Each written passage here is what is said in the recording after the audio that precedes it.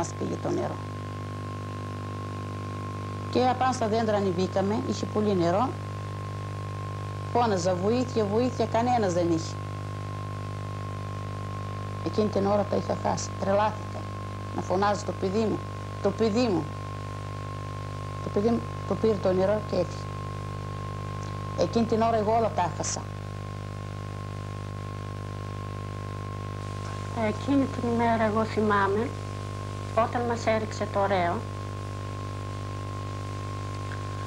είδα τους φαντάρους επάνω στα δέντρα και είπα από πού αυτοί οι φαντάροι επάνω στα δέντρα.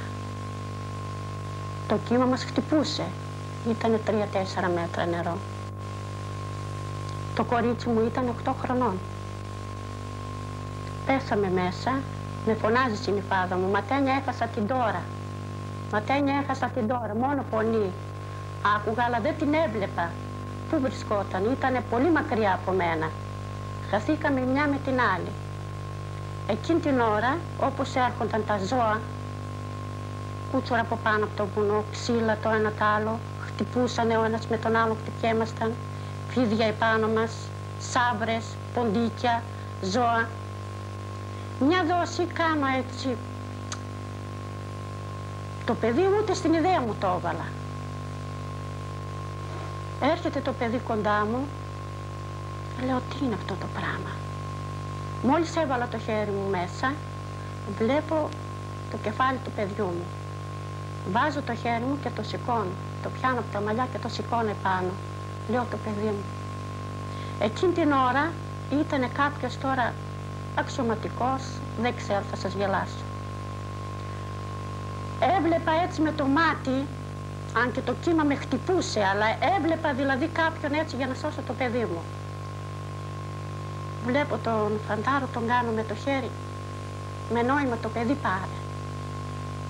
Τα δέντρα, οι κορφές φαινότανε. Πάω με το παιδί κοντά του, λέω το παιδί πάρε από τα χέρια μου. Αυτός πώς να το πάρει, τα δέντρα κουνιένται. Έκανα μια προσπάθεια, το δίνω το παιδί.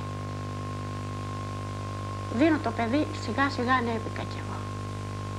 Ήμασταν όλη μέρα μέσα. Από τις 11 έσκασε το κανάλι, θα σας γελάσω. Μέχρι τις 5 η ώρα ήμασταν εκεί.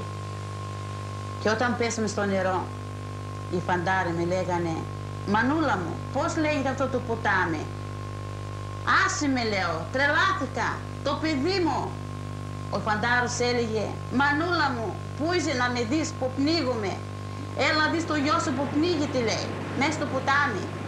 Ξανά με λέει ο φαντάρος «Μανούλα μου, πώς λέγεται το ποτάμι?» Το λέω «Δεν ξέρω, αγόρι μου, το παιδί μου έχασα, το κορίτσι μου». Τρελάθηκα εκείνη την ώρα. Όταν φώναζα, βοήθεια φώναζα, κανένας δεν ήρθε να μας πληρώσει.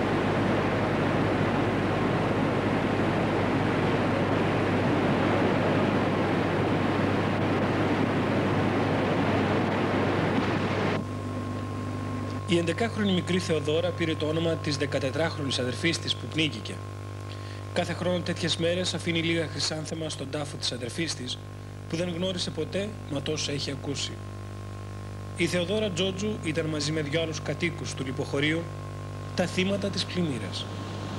Το λιποχώρι πλήρωσε βαρύ τίμημα.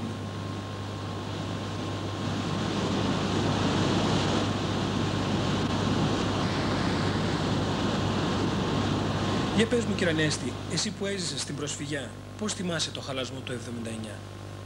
Να σας πω, ήταν μια καινούρια προσφυγιά αυτή η καταστροφή. Ήταν μια καινούρια προσφυγιά, όπως να πούμε την ζήσαμε ξεσπιτωμένη από τις χαμένες πατρίδες. Έτσι έζησε το λιποχώρι εκείνες τις ημέρες. Στη διαδρομή της προσφυγιάς που περάσαμε καράβια, τρικυμίες, πίνες κτλ. Η κατάσταση την οποία συνάντησα με αυτήν την καταστροφή ήταν εφάμιλη με εκείνη του ξεριζωμού μας. Από τα βάθη, να πούμε, της Μικράς Ασίας, του Πόντου κτλ. Η στάθμη του νερού την 5η μέρα άρχισε να υποχωρεί. Ο χρόνος για να ξανααποκατασταθεί ήταν μεγάλος.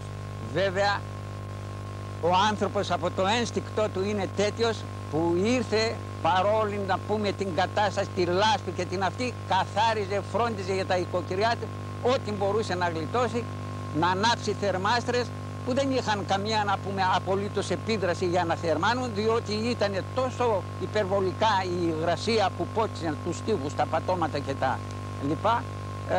Αποκαταστάθηκε, μπορώ να πω, ο ρυθμός της ζωής ύστερα από μήνες. Αλλά οι κάτοικοι από την πρώτη στιγμή ήρθαν στα σπίτια τους για να φροντίσουν τα αυτά τους και τα βράδια φεύγανε, πηγαίνανε, να πούμε, όπου είχαν στη Σκύδρα συγγενείς αυτοί, φεύγανε, να πούμε, και πηγαίνανε εκεί για να μπορούν να κοιμηθούν σε στεγνά, να πούμε, δωμάτια.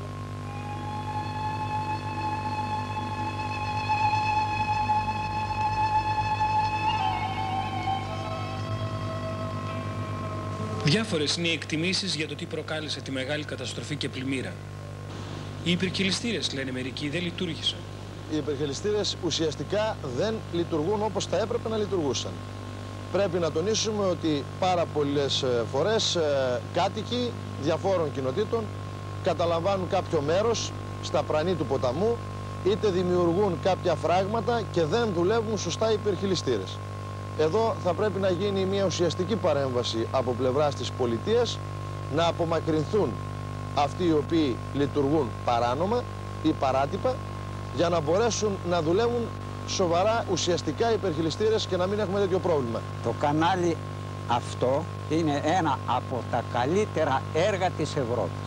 Έγινε με τόση μεγάλη μελέτη και ακρίβεια, με τα μέσα εκείνα που διέθεταν τότε οι μηχανικοί, προβλέψανε όλες τις εκδοχές, μα παίρνοντας υπόψη και πέραν από αυτά που προβλέπανε, για ασφάλεια του καναλιού να μην σκάσει ποτέ, αφήσανε από αυτό εδώ το σημείο σε 5 χιλιόμετρα προς την Καλή που λέμε, τον υπερχελιστήρα. Και συγκεκριμένα το Δεκέμβριο του 1949 έγινε τέτοια πλημμύρα και ξεχύλισε από εκεί και δεν είχαμε πάθει κανένα κακό, καμία ζημία όπως πάθαμε το 1979, γιατί το νερό σκόρπισε μέσα, να πούμε, σε όλον αυτόν τον κάμπο. Δυστυχώς, ατύχως, όπως θέλετε, λογίστε το 1972 καταργείται ο υπερχελιστήρας. Οι υπερχελιστήρες, σύμφωνα με τις αρμόδιες υπηρεσίες της πρώτης ΔΕΚΕ, έκλεισαν γιατί οι περιοχές όπου θα ξεσπούσει το νερό έχουν κατοικηθεί. Η πιο πιθανή εξήγηση είναι πάντως πως τα νερά της Στάφρου αυξήθηκαν εξαιτίας της νεροποντής σε σημείο που το φράγμα δεν άντεχε άλλο.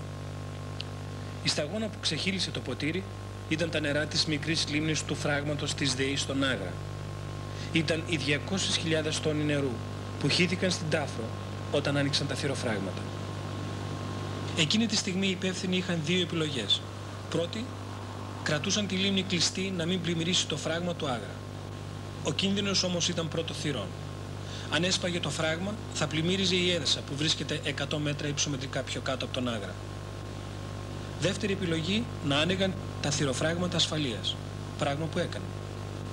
Είναι εξωσημείωτο επίσης το γεγονός πως από το 1965 ο Δήμος Έδεσας είχε επισημάνει με έγγραφό του προς τη ΔΕΗ τους κινδύνους μιας τέτοιας πλημμύρας, ενώ φορείς της περιοχής και επιστήμονες διατύπωναν αναφορές και υπομνήματα προς τις αρμόδιες υπηρεσίες, επισημαίνοντας την ανύπαρκτη ή κακή συντήρηση των έργων της Στάφρο 66.